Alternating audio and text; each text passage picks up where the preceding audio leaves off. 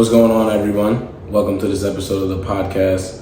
This will be a quick informational podcast and also a brief introduction about myself. My name is Anwarud-deen Brooks. 24 years old, born in New York. I'm currently going to school for finishing up my degree for civil engineering. I run and am a part of a few businesses. One and the biggest one that I deal with now is in the industrial solar field space. Our main goal there is to better people's lives. We provide an educational program to underserved communities and provide immediate job placement. So right now, that's one of the biggest things that I'm working on. I also work with a few other companies in different areas. So the first topic that I want to speak about today is perspective. World perspective and just perspective in general. I believe that a lot of us, especially here in America, we live in a bubble. I've done a lot of traveling in my life, and one thing that I realized and learned during my travels was that here in America, we live in a bubble, an information bubble. There are things going on outside of the world, and not outside of the world, but there's things going on outside of our country and around the world that we have no idea about, whether that be from censoring in the media and different things like that, or just the bubble that's been put around us. A lot of countries around the world, each country obviously has their specific culture and things of that nature, but there's just like through traveling the world, there's just a different kind of there's like a worldwide culture that only is missing in America, I would say. Like the sense of hospitality, the sense of just the general care of other human beings and worrying about other people and being considerate of other people. I feel like we lack that here in America a lot. We lack that a lot more than most countries. We're supposed to be the land of the free and this and that, and it's so diverse. All these different type of people live here, this and the third. But in other countries, people are so content. They're so content with their situations. And we look around the world as Americans and we say, hey, these guys, they must be sad because they don't have this, and they may not be happy because they have that. Compared to the situations that we're in, it would look like, wow, that is an unfortunate situation that they lived in. You see in certain places they carry water from this place. They have to walk maybe a mile or so to get water, fresh water for their home. They don't have internet. You see videos in these countries where kids are playing with deflated soccer balls and they're smiling from ear to ear. So the appreciation and contentment that people have around the world is something that's very admirable. When you see children or even adults, they're so content in their life. They're happy. They may be happier. I would argue that most countries, no matter if they're third world or whatever, a lot of their people are happier than the people in America. It's true. Here in America, social media, in the West, I should say, but we're talking about America. Social media and the pressure of celebrities and these so-called idols that everybody watches all the time and following their lives. There's people, they know more about these sports players and actors and celebrities more than they know about themselves. Like it's really an unfortunate situation that they have placed certain people in certain areas to be idolized, and people follow their way of life. They wear the clothes that they want to wear. They listen to what they listen to. They believe the way they believe. I mean, even down to taking vaccines or things like that. Oh, if this guy took the vaccine, it must be safe. I'll take the vaccine. A lot of people don't use their brains at all. They just go off of what everyone else is doing, what the popular thing is to do. There's trends that pop up every day, every week, and how many people do you know in your personal life, and maybe even yourself, who sees a trend and immediately starts doing it? A new lingo, immediately starts saying it. Like, we have to start becoming our own selves and accepting our own individuality, and also just not being insecure in who we are. Be yourself. You don't need to copy off of everything you see and how everyone is. If you go out to malls or you go out to anywhere you go, you see the same people and you couldn't tell the difference. People wear the same clothes, they're wearing the same hats, the same shoes, they're talking the same way. It's like each person wants to be the same few people that they're idolizing. So in a room of 1,000 people, you have three different types. You got the guys that look like him, the guys that look like him, and the girls that look like her. And that's pretty much it. So we need to start really believing in ourselves and actually just being ourselves. Be yourself. Set your goals, work towards your goals, whatever you're working for in life, whatever your goals are. And that's a big thing, goal setting. You must set goals. You have to have goals, big ones, small ones, write a list of it. Actually sit down for an hour or two, or break it up however you want to do it, and write out what you want. What do you want? Who do you want to become? You want to become this type of person? What does it take to become that type of person? What do you need to learn? How does that type of person speak? How does that type of person dress? What does that type of person do for a living? Like, you have to have these type of things written out and planned out. You can't just say you want this or see on social media you want this and that's just what you want. Okay, but how are you going to achieve that? How are you going to get that? So that's perspective. The next thing we're going to talk about is building character. Hardship, there's after every hardship comes ease in this life. So no matter what situation you're in, no matter how hard you think it is, no matter how hard you think your situation is or whatever you're going through in life right now, today, there's always going to be a better time. And when you're in those hard times, think about the good times that you already had and be grateful for those. So while you're in that difficult time, be grateful for the good times and know that good times will come again. And you have to think, don't look at bad times or bad moments or mistakes as failures. They're only things that you learn from. They build your character. Everything is a character building activity. Every hardship is another way to build your character. Think about bad situations and down times and whatever you want to call it as like scars. They always heal and you're always stronger after the fact. Life is like, in many ways, life, business, spirituality, it's like, think of it as a stock chart. It goes up and it goes down. It always goes up and down. It has its ups and downs all the time. So you have to believe in God. You have to accept God's will. And you have to just be grateful for those times that were good and the times that are coming. So, but the other thing is, you want to actually put yourself through other character building activities. Push yourself to the limit. Push your body to the limit. Push your mind to the limit.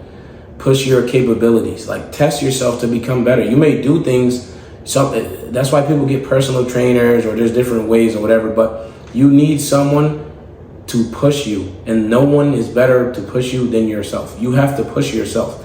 So, character building activities, you could do anything. You can do hiking, things that challenge you. Do challenges each week, each month.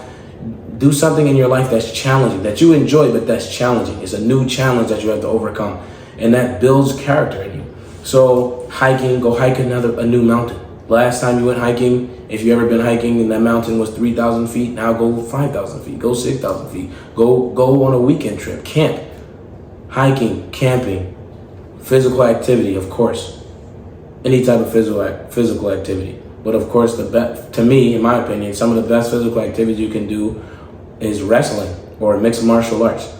Those type of things really push your body and your mind to a place where most things can't. I really think I believe I played a lot of sports growing up, and even still to this day, I love sports. And I feel like sports have taught me a lot of different things, and they really show you who you are. It's not about what other people think or what other people what other people think you are. It's about who do you think you are? How confident are you in yourself and your abilities? Do you believe you can do anything you put your mind to? Do you believe if whatever you're trying to do, you hit a wall, will you bust through it? No one's gonna bust through it for you. So hiking, wrestling, MMA, boxing, any type of physical activity in that nature. And then also traveling. Traveling builds a lot of character. And I'm not talking about just touristy traveling. Oh, I'm just a tourist. I booked a package and I'm staying in a resort and I have a tour guide and, oh, hey, I'm walking around taking pictures. That's not the traveling that I'm talking about. That's fine and cool and that's fine. Yay, go ahead and do that.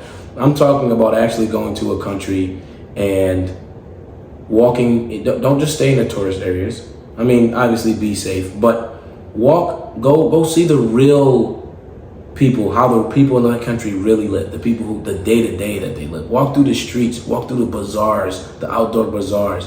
Go on adventurous traveling and actually see how people live in their culture, and you'll learn a lot of different things. I was in one country one time, and I used to walk by this area where these two kids used to live, and I've seen them plenty of times, and I never seen parents or adults around them. But where they lived, what they lived in, it was essentially a dumpster or a garbage disposal area. So much trash all around in this area. Everybody threw trash everywhere. It was a pretty dirty city anyways, but this area was like considerably worse than most areas as far as cleanliness. And these two children or young kids lived there. They had to be, I want to say, anywhere from 7 to 12 years old. Two boys.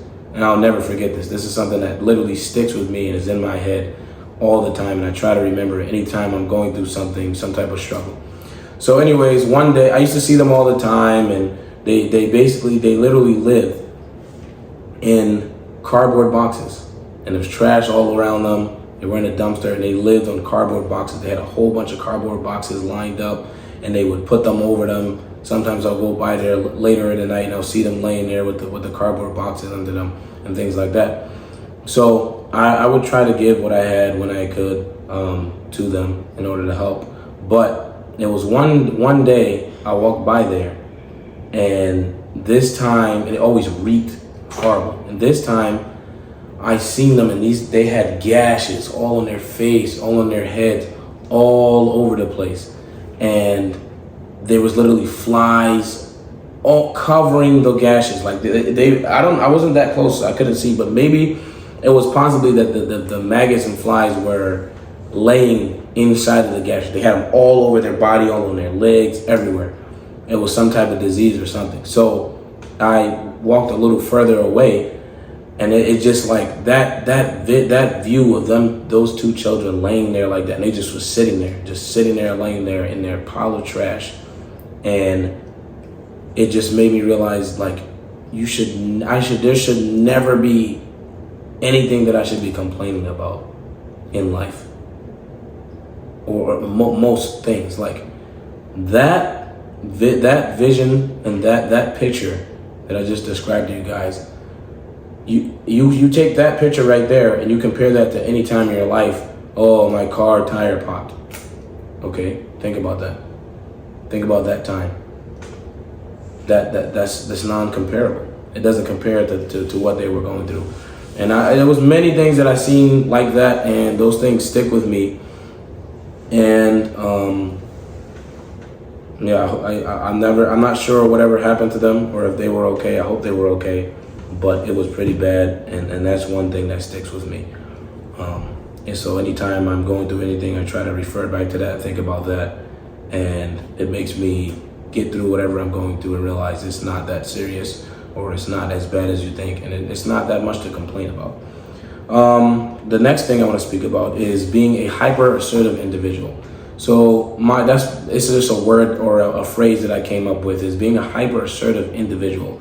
Hyper-assertive individuals, they know what they want and they push the gas full throttle until they achieve what they're trying to achieve. And even after they achieve that level, there's always a new level and the next thing and the next thing, and they're trying to be better and get better and reach higher and achieve higher goals. And those hyper-assertive people there's hyper-assertive people throughout entire history. As far as I compare hyper-assertive people to like the great conquerors of history. like the great conqueror Hazrat Khalid ibn al-Walid.